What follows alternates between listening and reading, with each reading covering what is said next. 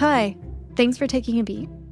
My name's Katie, and I'm a licensed therapist, coach, and writer breaking down mental health and personal development topics, especially in the areas of self-confidence and self-esteem.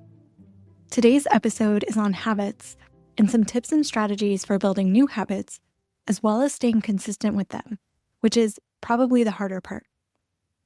To delve deeper into this topic, I'm joined by Amy Lenius, a speaker and director of group coaching at Next Level University, who has a specific formula that she uses and teaches to help people stay consistent with their habits, which again can be a struggle for many of us.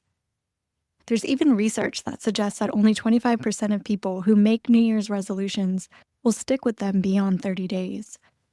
So if you're trying to start a new habit or want to stay consistent with one, then hopefully today's episode will be helpful. And on that note, welcome, Amy. I am so excited to be here, Katie. Thank you so much. I can't wait for what we're going to discuss today. Well, I guess to jump right in and maybe even start from the top, in your mind, why do you think habits can be so influential for us? Yeah, I love the saying, show me your habits and I'll show you your future. Okay. I think that's really, really powerful. I think we underestimate what the day-to-day can really compound into, and we overestimate the opposite. So I think habits do show what you value. It shows what you want to spend your time on. It shows maybe things that are running you unconsciously and you being reactive versus proactive. It shows a lot. We're not built as people who can do habits every day and people who can't. We can build into having the skill of having the habits we want to have every day based on the success that we want to achieve. How can someone start building that skill if they, say, have a lot on their plate or struggle with implementing new habits? So being able to have a goal in mind or an identity in mind that the habit is going to help create.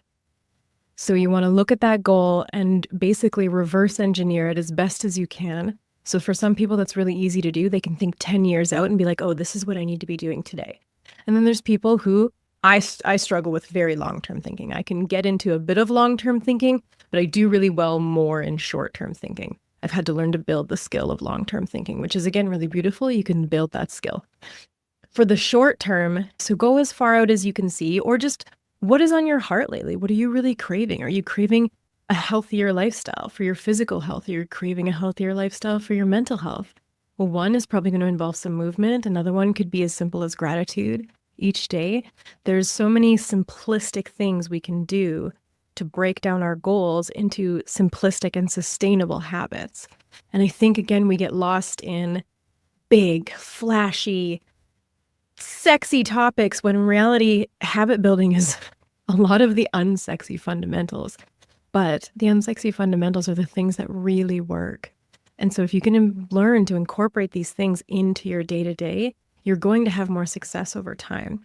And I think people get stuck in the perfectionism of the habit as well, or the grandness of that habit.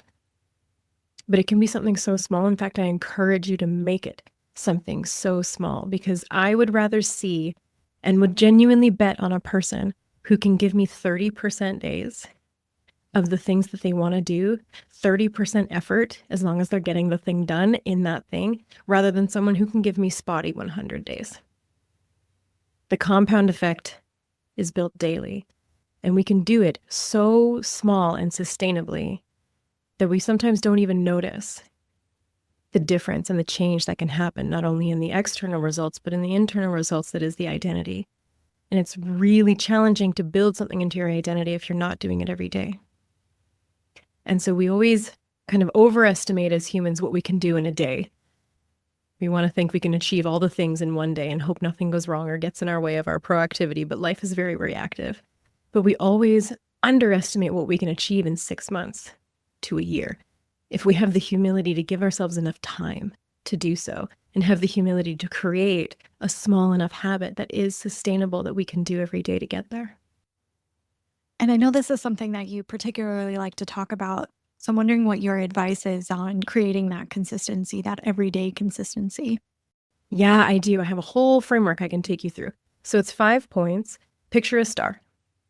And in the bottom left-hand corner, that lovely little point there is Point one, and it's self-belief. Self-belief. You need to know your level of self-belief in the thing you are trying to accomplish, in the habit that you are going to choose for that accomplishment. And so we always want to assess what our accurate level of self-belief is in this thing. Self-belief is professionally known as self-efficacy. So what are you capable of? How competent do you feel? How certain do you feel that you can achieve this thing externally? And so for me, I have a high self-belief that I can come on and add value to you today and your listeners about habits. I have low self-belief in strapping on a pair of skis and going down a mountain. Very low, probably zero, hard pass. So it can be very situational. And so you want to have an accurate view of, okay, what is my belief around this? Do I believe I can achieve it? And then the habit that I'm going to put into it. What is my level of belief that I can do this thing every day? Because the habit needs to be in your area of belief. And we also want to believe about the possibility of the thing. So we've seen it's possible. We've probably seen it either on social media or we've seen other people create and cultivate this thing in real life. So we believe it's possible. We need to make sure we believe it's possible. And then we need to believe it's possible for us. Those are two very different things. And the underlying layer of that is we also need to trust that it's going to be worth it. The habit is going to be worth it for us to get there. So there's different layers of belief there, but just on the individual level of this individual habit, yes. So let's use fitness as an example. We want to start being consistent in fitness. How much belief do I have that I can start working out for 60 minutes a day? Even though I've never done that consistently yet, ever. It might be really low. The belief might be like, oh, maybe only like a 1 out of 10. Okay, what about for 30 minutes? 4 or 5 out of 10? Perfect. What about 20? Ooh, 7 out of 10. You know what? Let's drop it to 15, 9 out of 10, and let's build from there. But what that takes is humility, which is point number 2. You need to be able to have humility to give yourself an accurate state, to see yourself in that accurate state, having self-awareness there, of having the humility to be able to start small and be able to say to yourself, well, I've never been able to stay consistent at this thing yet. I have not achieved this thing yet, so I need to have humility to start small, which takes us into step 3, which is sustainability. It has to be sustainable for you to be able to do it every day. So if you are not able to do this thing every day yet, it just means that it's not sustainable yet. It doesn't mean that this habit isn't for you. It doesn't mean the goal isn't for you. It doesn't mean this level of success that you are trying to achieve, whether it be health, relationship, financially, is not for you. But people get caught up in if they can't do the habit every day, it must not be for them. When in reality, we just haven't set ourselves up for success yet. We're setting ourselves up for failure to start at 60 minutes of something that we have yet to do. Let's keep using fitness. And so we want to make it sustainable, which brings it back into, okay, let's start at 15 minutes. And when you can get 15 minutes in every day for a good chunk of time, then let's bump it up. Because you're just building your capacity, you're building your identity into a person who can be successful and be consistent at these things. The next is adaptability. Might as well be called grace. Life is reactive. There is so much going on in our lives, whether it be children, spouses, households, animals, careers, anything like that. There's stuff that can be thrown at us all the time that are kind of unpredictable. The only actual predictability is that we have to have a certain level of reactivity in our day. It's very hard to have a fully proactive day unless it's just you with you. And so we need to be able to adapt. If you say I'm going to work out for 60 minutes a day, first thing in the morning, and I'm going to do weights. Well, if the morning comes and goes, are you going to say you missed? Or can we adapt? What can we do? Okay, weights first thing in the morning didn't happen. We definitely didn't do it for 60 minutes because we didn't make it sustainable. And now it's evening and I'm tired. But I said I was going to do this thing. And so how can I have a check the box version? How can I have my 30% effort version of this habit? Because I know that it is more about checking the box than it is about being a perfectionist. It's about progress over perfection. So basically, adaptability is just grace. And the next is grit. It's late at night. You've had to adapt. You're going to maybe just go for a walk Instead of doing your weights that you wanted to do first thing in the morning, you're going to go for a walk in the evening. But you still really don't want to. You're tired. It's been a full day. Maybe the kids were sick, whatever else it is. You've had to adapt to the thing. You still don't feel like doing the thing. That's where grit comes in. Sometimes you genuinely just have to have an F my feelings moment and get it done. And again, it can be the baseline version. Have a 20, 30% check the box version. And what's really beautiful is if you do it, especially if you didn't want to and you had to pull in on that grit, it doubles down on the self-belief that you can build in that moment. So when you do hard things that you don't want to do, you're building self-belief. And so those are just some really powerful lenses that if you can have self-belief, humility, sustainability, adaptability, be able to pivot, and then just pull in some grit and get it done, check the box, you will be consistent. Where might knowing your why or your reasoning for making this change or starting the new habit fit into all of this? That goes in with just checking in with your belief and your humility, I believe. It can be put into there as well. But I also think our why goes into our self-worth. So the size of our goals can be tied in not only with self-belief, but with self-worth. And if we have really low self-worth, we're going to have a very low opinion of our capacity and our capability to do certain things. And deeper down than that, it's actually we don't feel worthy enough of achieving them, or worthy enough to putting in the effort to doing them, or worthy enough of having that thing once we get it. So we'll sabotage out. So that's why we always talk about, yes, consistency, but self-belief and self-worth are two very powerful pillars when it comes to success. So self-belief being that external accomplishment. If I give you enough time, energy, money, you could go learn how to build a house, a beautiful house. And now you have this external thing to show. Self-worth is the internal game. How well do you take care of that house once it's built? Who do you let inside that house? Do you let them spill red wine? Do you let them come in with muddy boots? I think the analogy is an internal game for self-worth. How we feel about us and about the things that we deserve or don't deserve, about the boundaries we feel like we deserve to have or don't have. How much we invest in ourselves along the way is a self-worth game as well. Who are we comparing to along the way? Are we comparing to someone who can do these habits no problem? Do they have the same lifestyle as you? Are you comparing to a detriment, or are you comparing for inspiration? There's a lot that can go into the self-worth aspect as well. Yeah, self-worth or struggling with self-worth can definitely be an obstacle. Would you say that there are maybe other habits that also get in the way of starting and maintaining habits? People struggle to be able to decide what success means to them, which I actually think is really beautiful, because a lot of people think success means one thing. And then you get to tell someone, well, no, success means whatever you want it to be. Success is so subjective. It's whatever you want to make it of your life. What is success to you in health? What is success to you in wealth, in love, in your quality of life? Not what's been put onto you externally, not your beliefs that you were brought up in, you now, the person who's going to be doing these things to achieve that goal. And so it's really important to not only assess their beliefs. Do you believe it's possible? Do you believe it's possible for you? Is it going to be worth it? But to check in with their core values and see how well they align with their core aspiration. So core aspirations, core values, and core beliefs are really important to all be together, or you're always going to kind of feel out of alignment.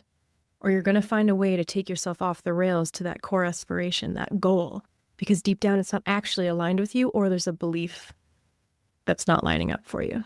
So it's a lot of identity work.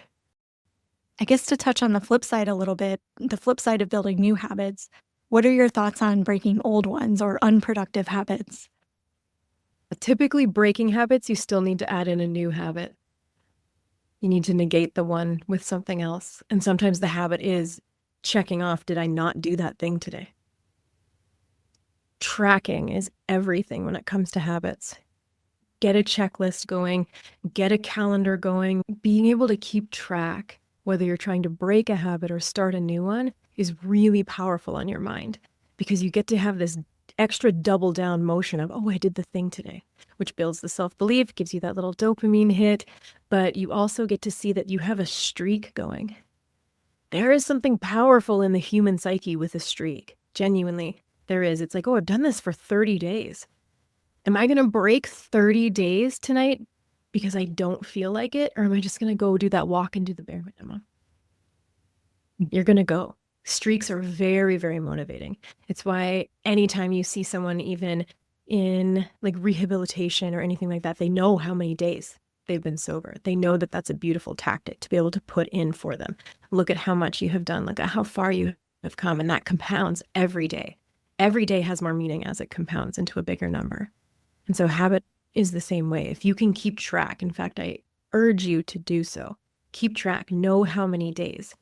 Using this cycle, this consistency star that I shared with you, and working on my self-belief and working on my self-worth, as someone who came from a background of chronic illness, who had this deep underlying thought that my body is a genuine broken piece of garbage, I've never been able to work out consistently because I would go from 0 to 10, kick up my inflammation, my body would get so mad, and then I'd go back to 0 or even worse, like -10. And then be like, see, I can't do this. My body sucks. But in reality, I was setting myself up for failure because I never made it sustainable. I was giving it all or nothing. But using this kind of stuff, doing this kind of work, building in the identity, allowing myself to start small, I have been able to move my body in an aligned way for a half hour each day. And the wording there is very key, so I can play around with what that means. It's not weights every day. It's not yoga every day. It's what I feel like in the day. It gives me my adaptability as a homeschooling mom, working from home. There's a lot of factors here, so I have to keep everything adaptable to what my lifestyle is. The wording was very important. I have been able to do it for over 1,050 days. And I know that because I keep track of it every day. So keeping a streak going is really important. And if you're trying to break a bad habit, what is something that is going to come in that is going to feel like enough for you? Feel like it's doing enough to take away that bad habit and send you in the opposite direction. Again, that worth it factor. It has to feel worth it. It has to feel big enough. Not too small where you feel like it's not working, not too big where it's not sustainable and you can't do it, but enough that you're going to feel like, hey, this is going to make a change. And what might you say to someone who breaks their streak, especially if it's a longer streak, like 1,000 days? So let's take me back to the beginning. And we'll use me as an example. In the beginning, I had very high self-belief. I believe I'm a very capable person, but I had very low self-worth. Very low self-worth. So in the beginning, it would take a hit to my self-worth if I had stopped. That is based solely on, again, there's so much underneath this core wounds. What your core wound is, do you fear success or do you fear failure? We can typically put people into one of two buckets. A fear of success or a fear of failure. Typically a fear of failure, people struggle with self-belief. They don't believe they're competent enough, so they have to inflate to not feel seen as less than. And so they fear failure. They fear being seen as less than. And so if you broke that streak and you're in that bucket, it might do something there. The other bucket, fear of success, typically comes in the self-worth area. You have high self-belief, and because you have high self-belief, you struggle on average a little bit socially. And so a lot of your pain is more social pain, and if you know you reach certain levels of success, those relationships might change, and that scares you. I'm more in this bucket. Very high self-belief, but had very low self-worth. And so my pain is all very social. And so I also know that deep, deep, deep down, I was not able to be consistent at investing in my physical health because it would just be one more thing that I had done really well. And it would kind of ostracize me even more from certain people, which is crazy when you say it out loud. Of course, that sounds nuts, but core wounds don't make sense. Our underlying narrative doesn't always make sense logically, but it is there for a reason. It's always there to keep us safe. And so it depends. But what's really beautiful is along the way, you do start to build self-belief where you're going to come back stronger. If you have really low self-belief and you break a streak, it's going to be like, well, see, I suck. I can't do anything. I might as well not try. If you have really low self-worth and you break a streak, it's going to be like, see, I am a terrible person. I can't do anything right. I can't even keep the promises I make to myself. I am the worst. But as you do this work and as those levels build, they're harder to break. They're hard to come down from. When you reach different new levels of self-worth, you can't unsee certain things. You can't go back. It's funny, in these journeys of growth, of self-awareness, of the deep dive into core wounds and things, you always reach these certain levels that you can never go back. You can never unlearn something. You can never unsee something through this new lens. Have you heard the idea that it takes 3 weeks to build a habit? And I guess now there's even some research that say it takes up to 3 months. What are some of your thoughts on timelines like that? It's so individual. If I give someone, so I work with these two incredible men, Kevin and Alan. They were are the founders of Next Level University, the company I partner with. And if I gave them a new habit, they would both be able to start it tomorrow, no problem. Tomorrow. And it would be done forever, as long as it's aligned with their goals. Whereas someone with low self-belief, it's so important to start so small and build up the wins. The wins are more important than anything for someone with low self-belief. And so that advice is very, very just broad spectrum, which I get. I get why sayings like that are out there, for sure. But what's really empowering about looking at it a little differently is if that doesn't resonate with you, that's okay. That information might not be for you. The information we have out there that is blanket statement information isn't actually for everybody. And so if you know that about yourself, you can stop thinking, oh my gosh, what is wrong with me? I do not resonate with this blanket statement. That's okay. It's not just you. Not every blanket statement is for everybody. So could another approach be to measure your progress according to those small wins along the way rather than maybe measuring it against a timeline? Mm-hmm. Yeah, as best you can, try and keep it you against you. Are you better than you were yesterday? Are you better than you were a week ago? It depends what your growth journey looks like. But are you getting better in the areas that matter most to you? And can you find inspiration from people? Absolutely. Absolutely. There is such a powerful thing that we can do when we are looking for influence and looking for guidance and looking for someone to feel connected to on the journey that we're on. And if we can find someone who has similar beliefs, similar values, lives a similar lifestyle, which is very important, and it's very important that they're in a similar season as you, and you can see that they're winning in the area that you want to win at, that is inspiring. That's good advice. Do you have any other parting advice or thoughts on habits and building new ones? Set yourself up for success. The more self-awareness you have, the more you're going to be able to succeed in the things that matter to you. So know what your beliefs are. Know what your limiting beliefs are around that thing. Know what is just natural for you. If you're a naturally competitive person, leverage it. Don't try and stifle it. Leverage it. The more you can learn about yourself, the more empowered you're going to be in the things that come your way, the things you want to do, the hiccups that come your way, the highs and lows that come with any success journey, growth journey, anything like that. It's not just start and it's all uphill.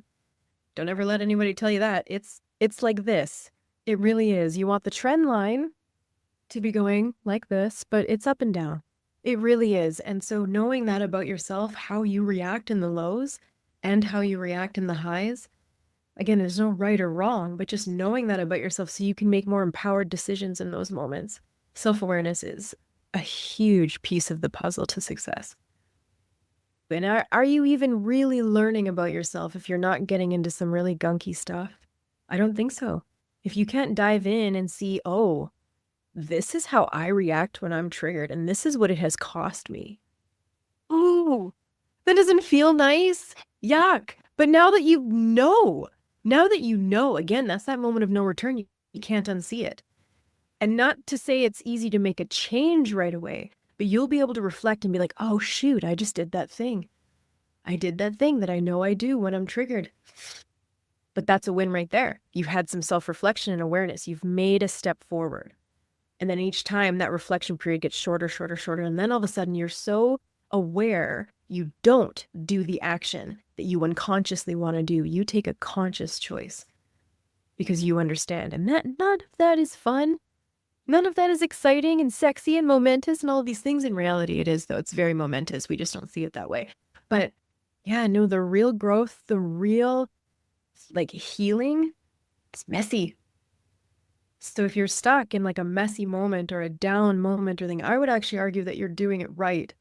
And unfortunately, when we see things online and it's all just love, light, and sunshine and rainbows and And we think, God, but I'm having a hard day, so I must be doing this wrong. This must not be for me. That's where I get really sad for people who give up on themselves because they see other people are not struggling, when in reality, everyone is struggling with something. Always.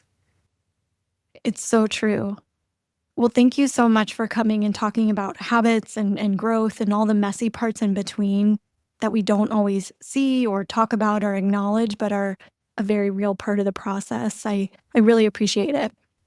Thank you for having me. I deeply believe that time is our limited commodity, the only one. And so I just get so filled with gratitude when I get to come and share it with people like you, and you let me come on and speak into your audience. So thank you.